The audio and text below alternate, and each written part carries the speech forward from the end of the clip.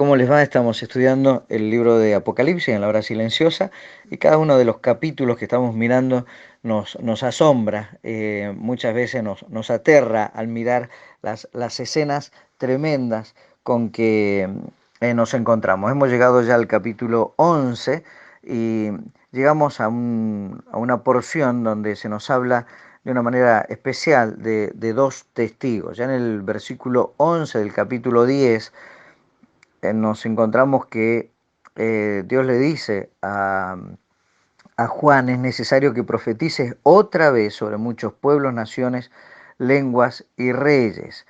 Una vez que le dice eso, viene este capítulo, esta escena eh, que nos llama la atención. Son en realidad, no es una sola escena que se describe aquí, sino tres escenas. Y vamos a estar mirando del versículo 1 al 14 estas tres escenas: la escena del templo, la de los testigos y la del terremoto. Primero vemos la escena del templo.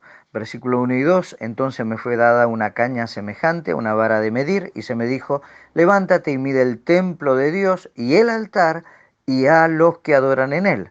Pero el patio que está fuera del templo, déjalo aparte y no lo midas, porque ha sido entregado a los gentiles y ellos hollarán la ciudad santa 42 meses. Y aquí encontramos la escena del templo. Vemos el obrero a quien le encargó la tarea de medir, a su siervo Juan. No se la dio a ningún ángel, sino a Juan.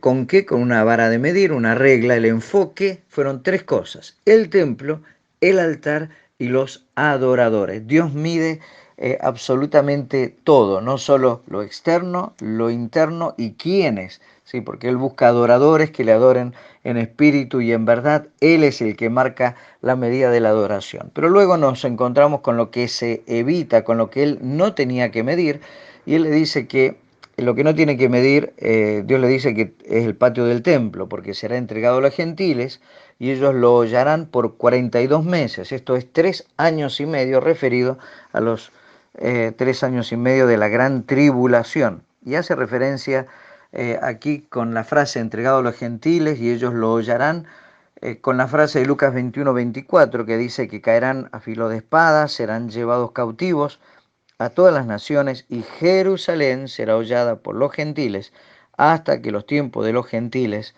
se cumplan.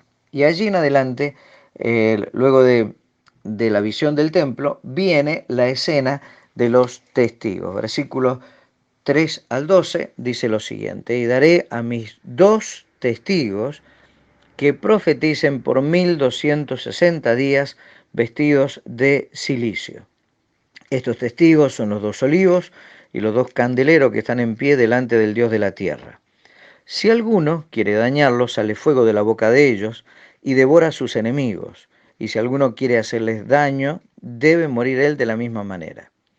Estos tienen poder para cerrar el cielo, a fin de que no llueva en los días de su profecía, y tienen poder sobre las aguas para convertirlas en sangre, y para herir la tierra con toda plaga cuantas veces quieran. Cuando hayan acabado su testimonio, la bestia que sube del abismo hará guerra contra ellos y los vencerá y los matará. Y sus cadáveres estarán en la plaza de la grande ciudad, que en sentido espiritual se llama Sodoma y Egipto, donde también nuestro Señor fue crucificado. Y los de los pueblos, tribus, lenguas y naciones verán sus cadáveres por 3 días y medio, y no permitirán que sean sepultados. Y los moradores de la tierra se regocijarán sobre ellos y se alegrarán y se enviarán regalos unos a otros, porque estos dos profetas habían atormentado a los moradores de la tierra.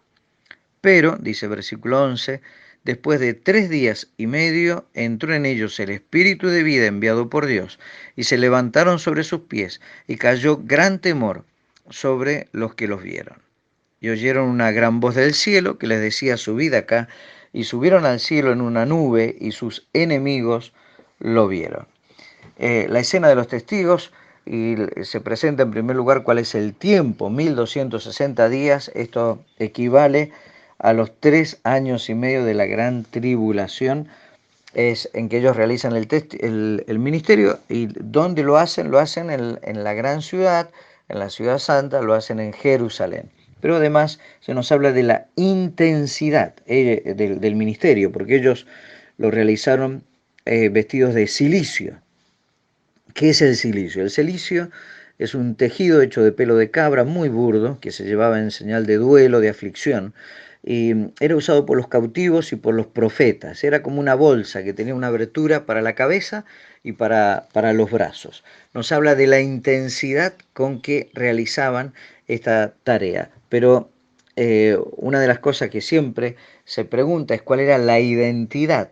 ¿Quiénes eran ellos? Bueno, se nos presenta aquí como que eran los dos olivos y los dos candeleros. Bueno, esto hace referencia a una visión que está presentada por Zacarías, ahí en capítulo 4, versículos 3, versículos 11 al 14, y en estos dos olivos, en los días de Zacarías, representaban a Zorobabel y a Josué, quien era el sumo sacerdote. ¿Cuál era la misión que tenían estos dos personajes? Bueno, ambos, la misión se desarrollaba en la cautividad y era que Israel fuera restaurada y volviera a Palestina. Y esta es la misma misión que tienen los dos testigos de Apocalipsis 11. Y, y le presenta la imagen de olivo y candelero. Olivo habla del poder del Espíritu Santo y como candeleros ellos iluminaban, ellos son los ungidos de Dios y están, nos dice aquí, en pie. Y esto nos lleva a pensar en la fidelidad con que realizaban el ministerio. Muchos lo identifican como Moisés y como Elías. ¿Por qué? Porque por el poder, ¿no? Otra de las características, el poder que está en los versículos 5 y 6, que se relaciona mucho con el ministerio poderoso tanto de Moisés como de Elías, porque traían plagas, sequías, y que eran semejantes al poder que manifestaron y que mostraron tanto Moisés como Elías. Incluso estos dos testigos ascienden y en una nube luego de experimentar la muerte, mientras que, bueno, Moisés y Elías, Elías no vio la muerte y Moisés fue enterrado, sepultado por el Señor. Se nos habla de la muerte de ambos, la muerte de estos dos testigos, allí está entre el versículo 7 y 10, nos dice que la bestia se levanta al final que sube del abismo, hace guerra contra ellos, los vence y los mata, justamente al final de estos 3 años y medio, y ocurre en la gran ciudad, ¿sí? Así es como lo determina. Hay tres características que presenta aquí en el versículo 8. Nos dice que es la grande ciudad, que es Sodoma, que es Egipto, pero hay otra característica más, donde nuestro Señor Jesucristo fue crucificado. Una grande ciudad es Sodoma, es Gomorra, y es donde Jesucristo fue crucificado. Y esto nos habla de la ciudad de Jerusalén.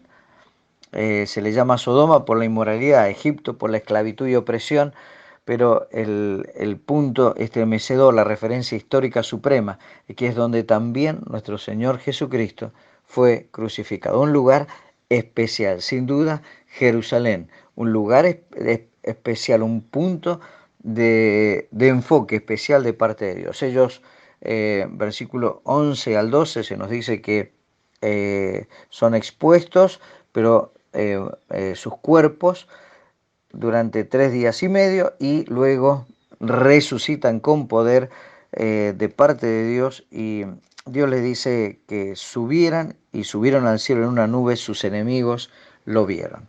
Y termina la última escena con un terremoto, versículo 13 y 14. En aquella hora hubo un gran terremoto, en la 10ª parte de la ciudad se derrumbó y por el terremoto murieron en número de 7.000 hombres y los demás se aterrorizaron y dieron gloria al Dios del cielo. El segundo ay pasó, he aquí el tercer ay viene pronto. Y hace referencia a que Jerusalén, la 10ª parte de la ciudad es derrumbada, hay muertos, se marca el número 7.000, el resto se aterrorizó y termina con el grupo que da gloria al Dios del cielo. ¿Y qué extraemos para nosotros? Si bien esto son visiones proféticas, cosas que sucederán tal como están descritas en la Biblia, hay aplicaciones que podemos tomar para el día de hoy. Y vamos a mirar estas tres cosas: el templo, los testigos y el terremoto. Con respecto al templo, pensamos en nuestra medida como adoradores. Tú y yo somos templos del Espíritu Santo, Él es el dueño. Ahora, si nos tiene que medir, ¿cuál sería nuestra medida? ¿Cuánto mide mi altar? ¿Cuánto mi adoración? Él mide a los adoradores, Él quiere que le adoremos en espíritu y en verdad. Él nos ha comprado con precio y Él tiene toda la autoridad. Digámosle hoy: Señor, examíname, conoce mi corazón, pruébame, conoce mis pensamientos, mira si hay en mí camino de perversidad, mídeme, purifícame. Qué importante es buscarle de todo corazón y colocarle como centro de nuestra adoración. Pero respecto a los testigos, pensamos ya no en la medida del adorador, sino en la misión de testigos. Tú y yo debemos ser testigos de Cristo. La pregunta es: ¿soy fiel? ¿Soy un olivo y un candelero? ¿Estoy lleno del Espíritu Santo? ¿Soy luz en el mundo? Esta es nuestra misión. Los testigos mueren. De hecho, la palabra testigo es mártir. Y la muerte se realiza en el mismo territorio en que murió Jesucristo, quien es el testigo fiel y verdadero. Ellos mueren donde murió Cristo, resucitan donde resucitó Cristo. Y me hace pensar en esa expresión de Pablo: con Cristo estoy juntamente crucificado, ya no vivo yo, mas vive Cristo en mí. Lo que ahora vivo en la carne, lo vivo en la fe del Hijo de Dios, el cual me amó y se entregó a sí mismo por mí. Y por último, habla del terremoto, pensando en nuestra motivación. Quizás podemos pensar en nuestra motivación en medio de la crisis. Ellos terminan, hay un grupo que termina dando gloria al Dios del cielo. Y puede ser que estemos experimentando situaciones difíciles. En medio de la situación que vivamos, demos gloria al Dios del cielo. No le neguemos, no nos volvamos contra Él, sino démosle toda la gloria, aún en medio del terremoto, aún en medio de las situaciones que se movilizan a nuestro alrededor. Quiere el Señor que nuestra vida pueda honrarle en todo. Nosotros como templo del Espíritu Santo, nosotros como testigos, y en el terremoto que podamos llegar a estar viviendo, siempre Él ocupe el lugar principal y le demos toda la gloria a Él. Será hasta la próxima. Dios les bendiga.